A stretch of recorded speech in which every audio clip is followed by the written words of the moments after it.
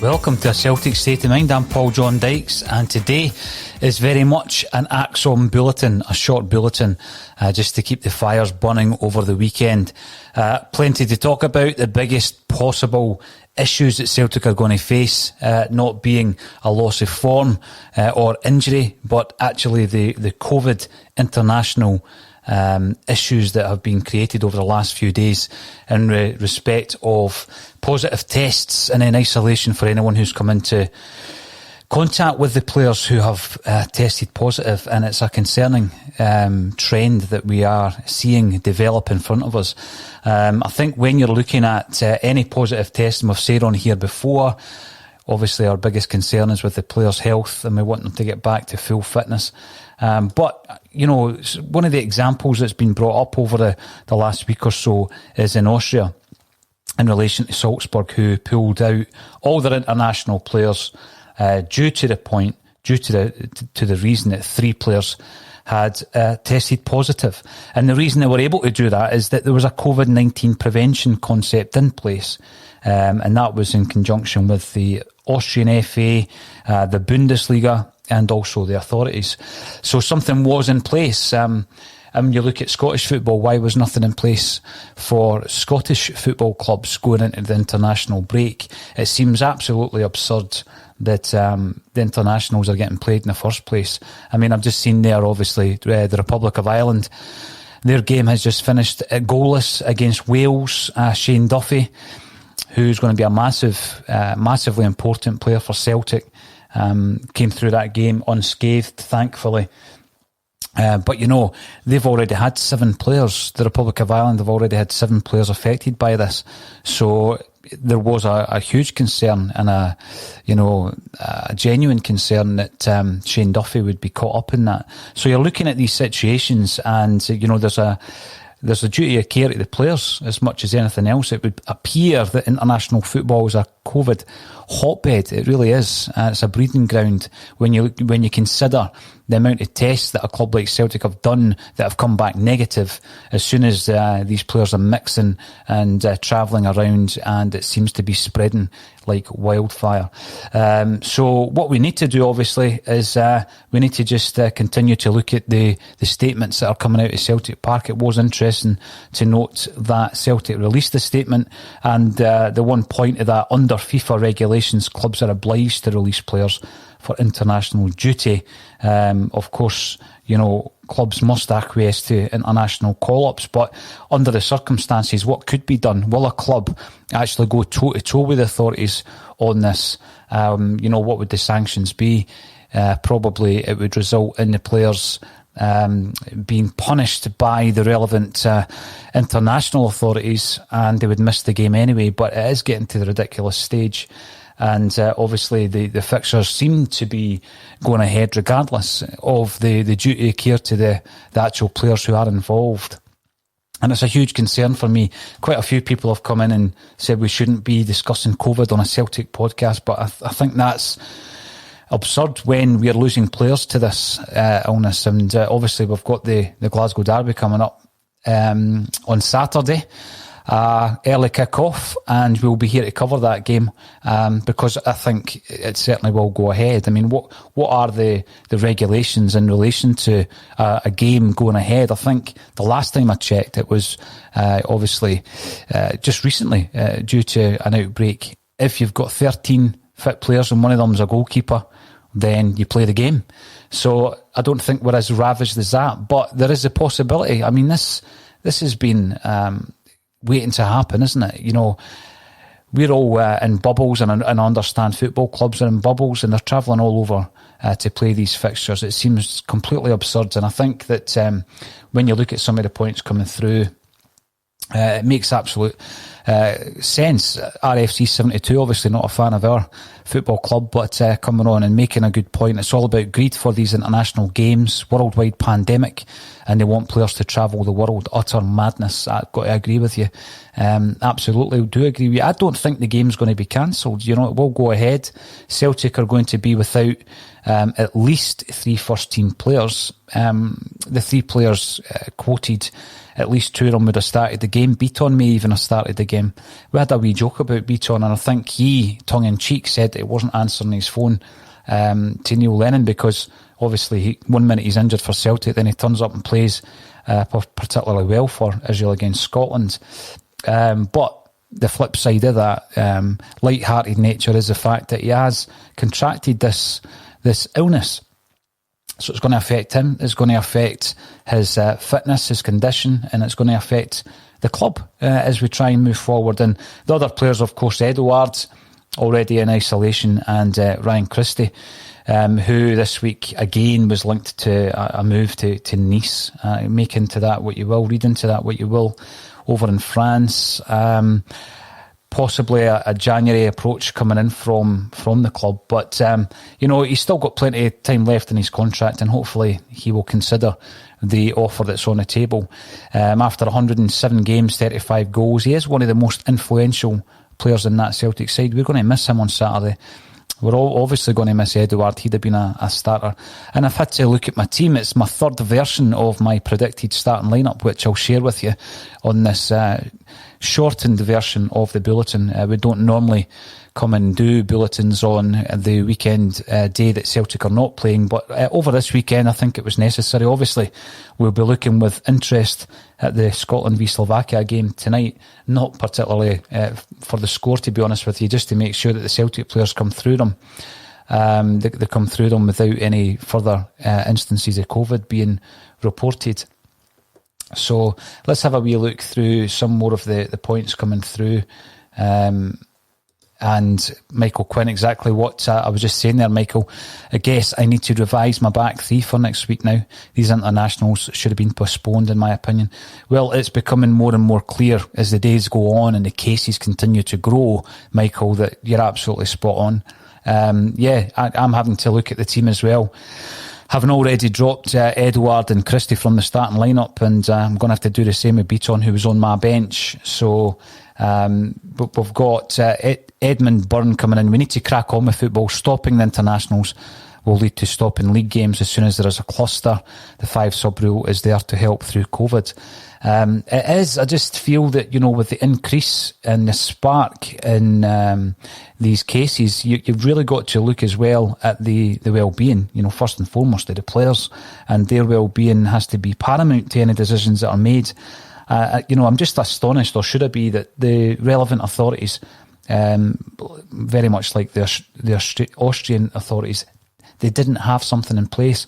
The COVID-19 prevention concept allowed Salzburg to pull out all international players as soon as they hit 3 positive cases. Celtic have hit 3, 2 with the illness, 1 as a result of being in direct contact with someone with the illness. So we're at that stage, and there's nothing there to protect the players, and there's nothing there to protect the club. Tony Hutton, it's hard enough getting domestic games going, never mind internationals, cancel them. This is the thing, Tony, I totally agree with you, but you can just see that they're going to dig their heels in and continue to fly international teams all over the place, playing these games and continuing with the increase. They then obviously then come back, and that then has a potential to spread throughout the domestic game. If there's any kind of delay in a domestic game this season for Scottish football, and I'm sure for other nations, it's going to be absolutely drastic, isn't it? I mean, beyond the awarding of titles, etc., the survival of clubs is already in the balance. And if due to international travel to play some international games, there are multiple outbreaks in the domestic game, then, the death of clubs will be the result of that, which it's as dramatic as that. These players coming back, playing games this weekend, spreading it through the Scottish game, and before you know it, we really are facing massive issues with the future of the Scottish game. Follower Celtic, welcome back. You are regularly getting involved. It's great to hear from you. This is an unusual one for us because it is the day off, but we are broadcasting over this weekend. It's a short bulletin. I won't be here for too much longer, but we'll get through your comments. It's shocking to see the football governing bodies forcing clubs to make players available. Yeah, under normal circumstances, you can understand it. Managers have come up against international bodies time and time again for withdrawn players, etc., with one eye on their own domestic game, and that's understandable. That's always going to happen. But this is different, isn't it? This is a pandemic, and it's ridiculous to think that we're even having this discussion. And the fact that we've got players out there playing 3 games, which is bad enough. As Caplo Mark points out, internationals should have been suspended. Bizarre 3 games in 1 week. Absolutely. And then, you're going toe-to-toe with your biggest challengers this season on Saturday. Graham, Paul, after Edouard's positive test, Celtic should have pulled all our players on international duty. I almost led, actually, Graham, with that as the question. Should Celtic do such a thing? But, you're probably putting yourself up for ridicule if you suggest that, because there will be sanctions in place. And yet you go further back and you ask yourself what could have been done in advance. And that would need to have been done, I think, in conjunction with the authorities. And obviously we know, or we may have a view on how competent we think the authorities are within the Scottish game, and then beyond the Scottish game, obviously with the governing authorities. And I know that Celtic are in discussions with the governing bodies as we speak. So you would hope that something could be done, but I fear that nothing at this moment in time can or will be done, because the actual prevention concept that the Austrians had in place was in place. That's the issue. Scottish football has nothing in place unless someone can tell me otherwise, and that is the biggest issue that we have at this moment in time. And we are over there playing games, or at Hampden playing games, and there's nothing we can do to protect your asset and to protect the health of your players. So it is really disappointing when you come up against these issues that Celtic are facing at the moment. Graham, that's a great point you made there, and it would have been great. When will a club do that?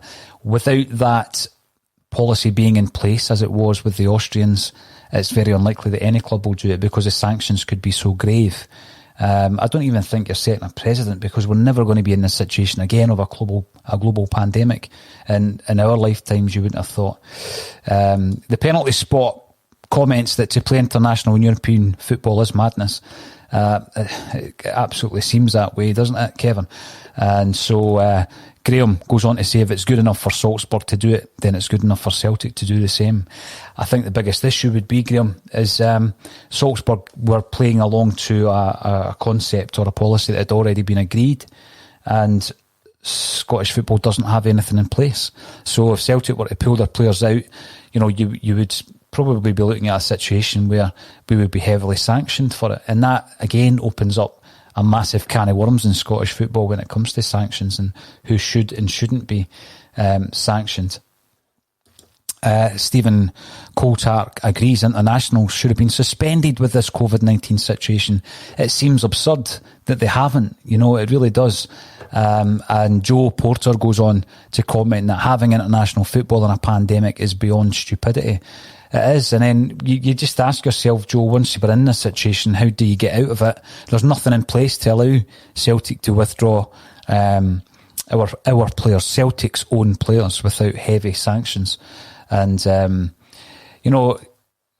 Faulds, is McGregor and Elhamed COVID-free because they were playing? Even Jack. This is the thing, the reason that Ryan Christie is isolating is due to the fact, apparently, that he was in close quarters with Stuart Armstrong, and obviously Kieran Tierney fell foul of that as well. If they're in one of the players' rooms playing a computer game, as it might have been, then obviously they're in close contact. But when it comes to sport and, contact sport and sweat and all this kind of stuff, it makes you wonder, Andrew, doesn't it? Who else was in close contact with the player who has been tested as positive? But obviously the players are being tested on a regular basis, and until they come up with a positive themselves.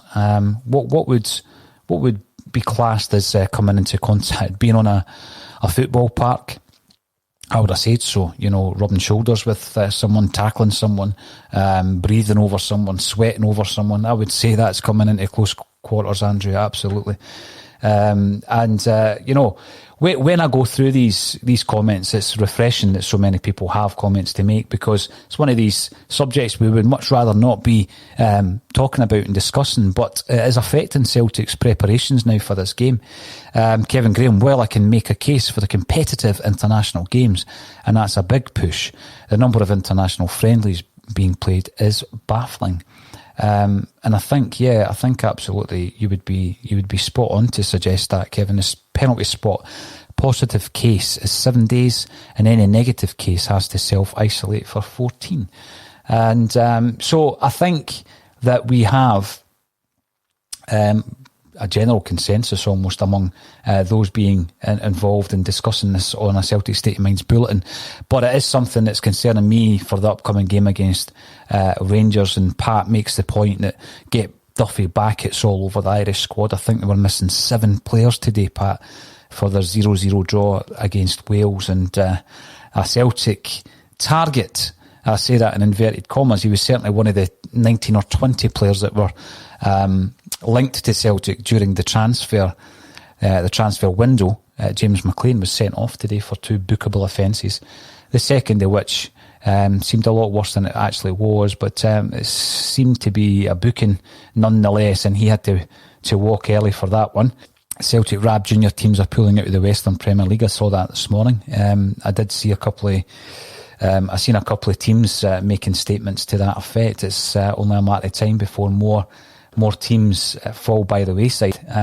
Some of these teams, as you'll fully expect, can probably just shut up shop because they're not operating day to day as businesses. They can shut up shop and then come back to competitive action if and when it's safe to do so. Other clubs, obviously, with overheads and staff to a certain degree, will really be struggling this season. And I think also that's another thing that we may well see the effects of this international football over the last week or so. These players coming back to their domestic games and spreading the virus like wildfire. The international stage seems to have been a breeding ground, and those players are going to come back to their respective clubs. They're training with the clubs. Yeah, I get that they're getting loads of testing, but it could well be that. You look at the Republic Islands, 7 players. Imagine Celtic squad was ravaged by 7 players. We're already at 3 at the moment. So that is something that we really need to be concerned about as well. Now, Facebook, unfortunately, I don't know who the user is, but welcome to the show. Afternoon. My reading of it is this: Eddie and Beaton already had it, as it takes a couple of days to show, apparently. If that's the case, then the week ahead could be a long one. Keep up the good work, Paul. Yeah, that is a massive concern, isn't it?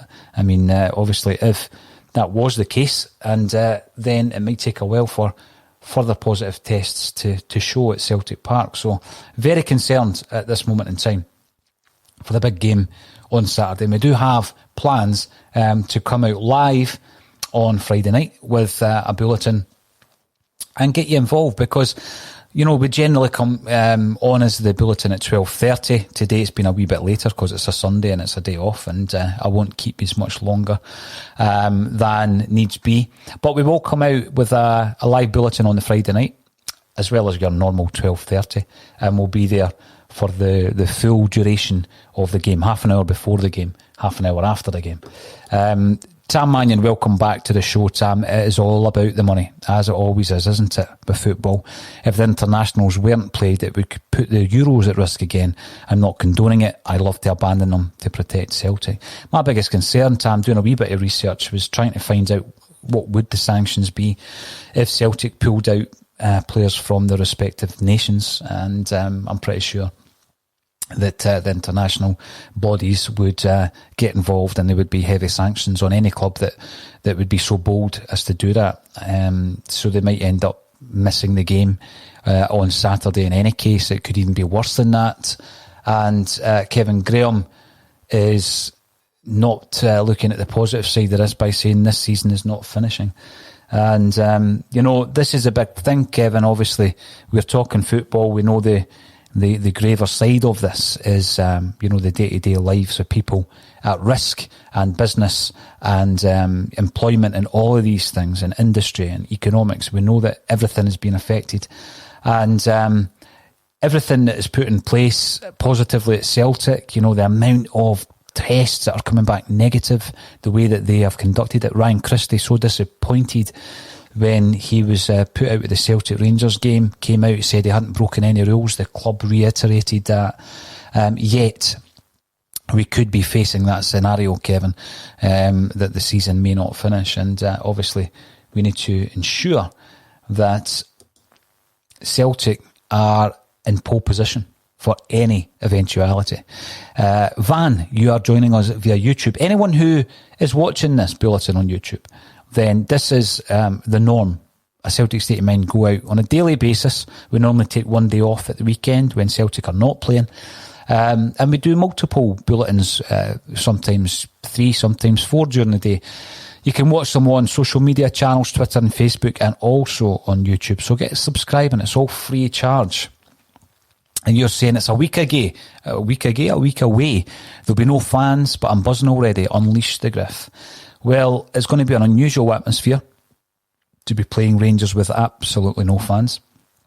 We've been in a situation where we've had no Celtic fans because the club banned Celtic fans famously from attending a game back in the 1990s at Ibrox. And from Facebook, it's the fact that there's a lot of travel involved. Absolute madness to allow non-domestic games to go ahead right now. I know it is madness, isn't it? And it would have only been a temporary measure to ensure that we can continue as normal as possible. But this seems absurd, and everybody is in agreement with that. And Hugh Connolly, welcome back to the show. With the Europa League, we could end up with our 11 first team. Could end up with most of them having to quarantine. Yeah, you're absolutely right. And obviously, coming up very, very soon is the game against AC Milan. Would have normally been a mouth-watering prospect for fans to be at such a game. We're going to have to console ourselves with some live action, and a Celtic State of Mind will be going through every game, and we'll be kicking every ball. So Ibrahimovic will be playing in that game, coming back with negative tests. It's famously one of his favourite stadiums to play in. He spoke very highly of Celtic Park, having performed there for Ajax in his younger days. And it would have been brilliant to see the big man in the flesh and live at Celtic Park, wouldn't it? So still going strong, and I'll look forward to watching him on the box, and I'll be discussing it with all you guys as well. Scott Callanan, just hope none of our players pick up an injury in the Slovakia game tonight. We'd like to see Clark rest McGregor for the Czech game on Wednesday. And the international games are coming in thick and fast, aren't they? And, there is always the injury worries when players are out on international duty, but we certainly wouldn't want to lose somebody like Callum McGregor to add to the missing list, along with Edwards and Christie and Beaton as well. Patrick Murphy, you're commenting on YouTube. This is something that's going to keep coming up throughout this season and possibly beyond, unless they get a vaccine. COVID is here to stay. And even when they do, it's here to stay, isn't it? I mean, it's one of the things. COVID will be in our vocabulary for the rest of our lives. We will learn to live with it. There will be aspects of our life that will never be the same again as a result of this. So very, very unfortunate set of circumstances on so many different levels. We're talking about the football level, of course. There are a lot of people out there suffering much graver consequences than quarantine. So our thoughts go out to all of those people as well. Mamansis, 67, loving that avatar. International football, a step too far during a pandemic. Absolutely. How obvious does that sound? But we're having to say it because it is ongoing. You know, we're having to say this. It seems so obvious when you read it out, but it's so true. It was hard enough getting domestic football back with all the guidelines and procedures in place, yet we're flying people together and all over the place to play international. And for what? It's all about the finances, all about the dollar. Kevin Graham, over the whole game, there will be more and more positive tests this week. Well, there will be on the international level, and then all those players go back to their respective clubs and their training grounds, and you know that's when we're going to see the real impact. We're just, it's the tip of the iceberg what we're actually seeing during the international break. It's after that we're going to see the true impact of the terrible decision to allow these international games to go ahead. Davey trying to write lines for only an excuse, because that one is right up there with where only excuse is these days, to be honest with you, Davey boy. And Tony Hudson, if Christie is Lola, whole Scotland team should be in isolation. Well, the thing is, if you're in isolation, Tony, you know, the Scotland team have all been in contact at some point with Stuart Armstrong, haven't they? And I know that there's been masks, etc., etc. So for me, it's a difficult one with Christie. It's so disappointing that he's going to be missing the game under the circumstances. It's like, you know, tying herself up in red tape when the boy is negative. Yes, I know the risk would be that it's under the surface and he could continue to pass it on, and I totally understand that as well. And Ryan Bias, these internationals are bonkers. Totally agree with you, Ryan. Who would have thought players travelling to different countries would get positive results? Exactly. And we had heard it, hadn't we? We had heard of the spikes after travelling fans, for example. And I know it's much bigger numbers, and I get that, but it's so obvious, isn't it? Travelling fans going to Liverpool and going to Ibrox, and there's the spike. We're going to see something very similar, I'm pretty sure. Tam Mannion, Paul, what's your opinion on Alex McRae being awarded an OBE for services to Scottish football? Well said. If ever there was a case for this system to be abandoned, this is it. Yeah, it's an absolute scandalous system, isn't it, Tam? How anybody would want to be honoured by the British Empire systems, you know, certainly in my scope and you know, in my bubble, as it were, everybody would agree with that. But there are certain people who would only too quickly accept these awards. Alan McRae was on a Celtic State of Mind. I don't know if you were listening back then, Tam, but I did interview him back in the day. Remember when he said that Celtic winning trebles is boring for Scottish football? Remember that one? So we spoke to him about those comments, and he looked delighted when Scott Brown lifted the trophy, didn't he, after the invincible treble? Well, we're still doing it, Alex. We're still winning trebles, and we have absolutely no intention of stopping that because you find it boring. Yeah, the whole system's, you know, I just need to go back to Professor Phil Scraton, who had been included in I think it was the New Year's honours list, and he refused the MBE. Professor Phil Scraton, because he didn't want to be part of a British Empire, and the reasons for that would be because, I mean, when you're looking at also a discussion I had with John Barnes, who is an MBE, yeah, you know, you've got a lot of people who on one hand will accept that award. Why would you accept it? Is it for the betterment of your own career? Does it open up avenues in business, and is there a commercial aspect of it with those three letters after your name? You know, I just think it's such an outdated system, isn't it, Tam? As is the House of Lords, and you know, that's a different podcast, but I'd be happy to run with that and get a few bodies on here to talk about it as well. Yeah, but absolutely, Tam, I think it should be completely abolished. The honours list and everything that it stands for is against all my instincts. A few more comments before we wrap it up. It's a nice short bulletin for you today, half an hour. With COVID contact, there is a 15-minute rule, RE contact. So any players on the pitch wouldn't be in consistent contact with the same player over a 15-minute period. Yeah, I get that again. That might be the policy, but as we know, there could well be the passing on of that virus. So I'm sure the next few weeks will bring in far more cases that Celtic need to deal with. Celtic seem to be the team that's having to deal with it. But let's have a look at the moment. And I get the impression I'm going to have to read this out every single day. My starting lineup for the Rangers game. Barkas in goals. I'm playing with 3 centre-halves. Julien, right back into the team. Duffy and Ayer. Julien obviously could have made way for Ilhamid. And that is something that I did think long and hard about. But I'm going to go for Julien because he is a £7 million man and he's big in games against Rangers. So I'm looking forward to seeing him, Duffy and Ayer. Down the right, I'm going for Frimpong with Laxalt getting his first start. And against Rangers down the left to nullify their 2 fullbacks, who I think are 2 of their more useful players. In the engine room, Brown and McGregor with Ncham in front of them. And up front, I'm going to start Lee Griffiths with El Yunusi playing just off him.